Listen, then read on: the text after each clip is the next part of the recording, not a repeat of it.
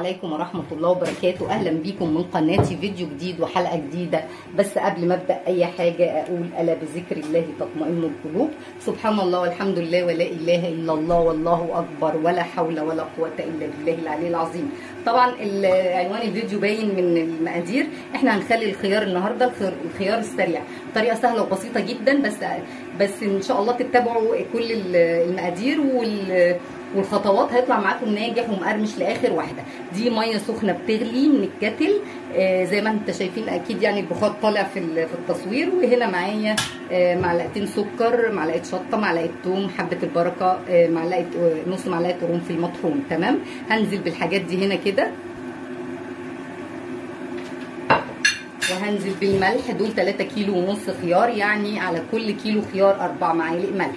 هنقول بسم الله الرحمن الرحيم. الله واحد، ملوش تاني، 3 4 5 6 7 8 9 10 11 12 14 معلقه لل3 كيلو ونص خيار. تمام، معلقه هرميه كده.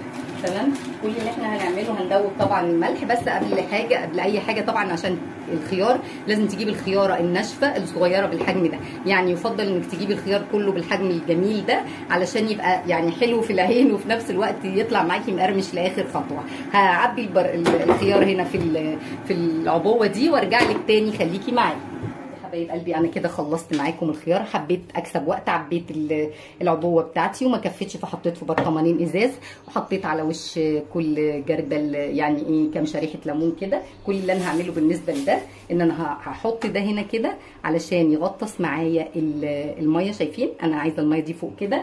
تمام، هجيب بس اي حاجه علشان تشرب الميه اهي.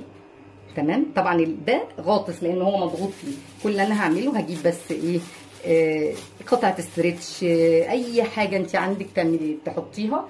بالنسبه لده كده هفرد كيس بلاستيك كده وهغطي الغطا بتاعه. بس انا هعمل الحركه دي على الخوض عشان بصوا هتبهدل الدنيا، وارجع لكم اوريها لكم تاني.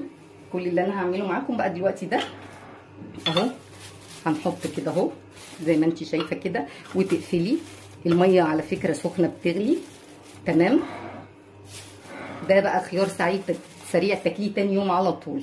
تمام، ان شاء الله الطريقه تنال استحسانكم. وهفتح معاكم طبعا الخيار، مش هشير الفيديو الا لما اوريكم منظره. وهقفل دي وارجع لكم تاني، خليكم زي ما احنا شايفين كده. انا ضغطت عليها اهو، بصوا الميه عديتها خالص، وقصيت الكيس البلاستيك عشان يبقى بس المنظر العام حلو.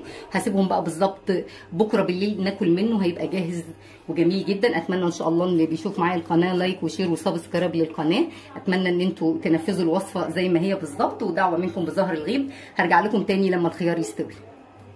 دلوقتي يا حبايب قلبي رجعت لكم بعد ما الخيار يعني استوى. ده كان تاني يوم بفتح على الخيار. عايزه اقول لكم الطعم واللون بصوا، بس انا صايمه. بصوا عامل ازاي من جوه، جميل جدا. والوصفه دي تقعد معاكي، عايزه اقول لك ممكن يقعد معاكي شهر كده، ممكن تحتفظي بيه في الثلاجه لو انت عامله كميه كبيره. يعني المنظر طبعا يتحدث عن نفسه. ما تنسوش اللي بيشوف معايا القناه لاول مره لايك وشير وسبسكرايب للقناه. سلام عليكم.